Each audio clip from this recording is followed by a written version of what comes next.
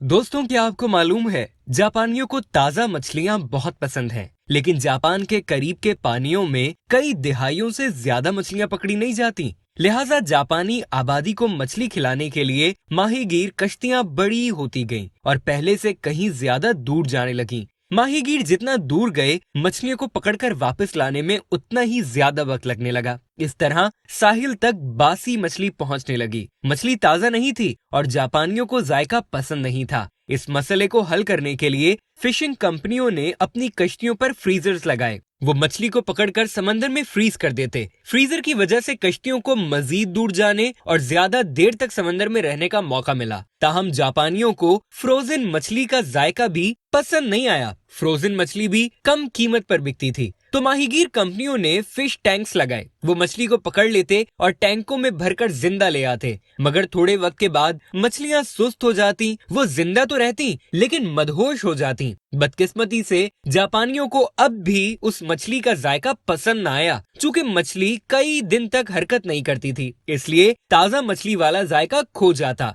Japan में माहीगीरी की सनत को एक आने वाले बहरान का सामना करना पड़ा, लेकिन अब इस बहरान पर काबू पा लिया गया है और वो उस मुल्क में एक अहम तरीन तिजारत बनकर उभरा है। अब आप यकीनन ये सोच रहे होंगे कि जापानी फिशिंग कंपनियों ने इस मसले को कैसे हल किया। वो जापान में ताजा जायके वाली मछली कैसे हासिल करते हैं। तो आपको बता दूं कि मछली के जायके को ताजा रखने के लिए जापानी माहीगीर कंपनियों ने मछलियों को टैंक में ही डाला, लेकिन अब वो हर टैंक में एक छोटी सी शार्क को शामिल रखते हैं। शार्क कुछ मछलियां खा जाती है, लेकिन ज्यादातर मछलियां इंतहाई रवा दवा मुतहर्रिक हालत में रहती हैं। मछलियों को शार्क से खतरा रहता है और इसी वजह से वो मुतहर्रिक रहती हैं और सेहतमंद हालत में मार्केट तक पहुंचती हैं। वो अच्छी कीमत पर फरोख्त भी होती हैं, क्योंकि उन मछलियों को खतरे का सामना ताजा दम रखता है। दोस्तों, इंसानी फितरत भी मछली से मुख्तलिफ नहीं है। एलरॉन हेबॉर्ट ने 1950 की दिहाई के अवाइल में मुशाहिदा किया और लिखा कि इंसान सिर्फ एक मुश्किल माहौल की मौजूदगी में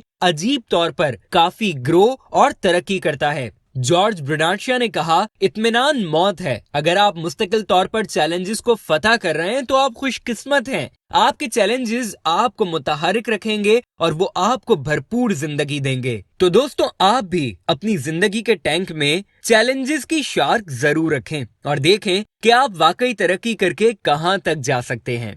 वीडियो देखने का शुक्रिया। इस वीडियो को लाइक कीजिए और इस तरह की मजीद वीडियोस देखने के लिए जुनून यूट्यूब चैनल सब्सक्राइब कर लीजिए। अगर आप मनी मास्टरी सीखना चाहते हैं तो यहाँ दाईं जानिब क्लिक करें और अगर आप बिग थिंकिंग सीरीज देखना चाहते हैं तो यहाँ बाईं जानिब क्लिक करें।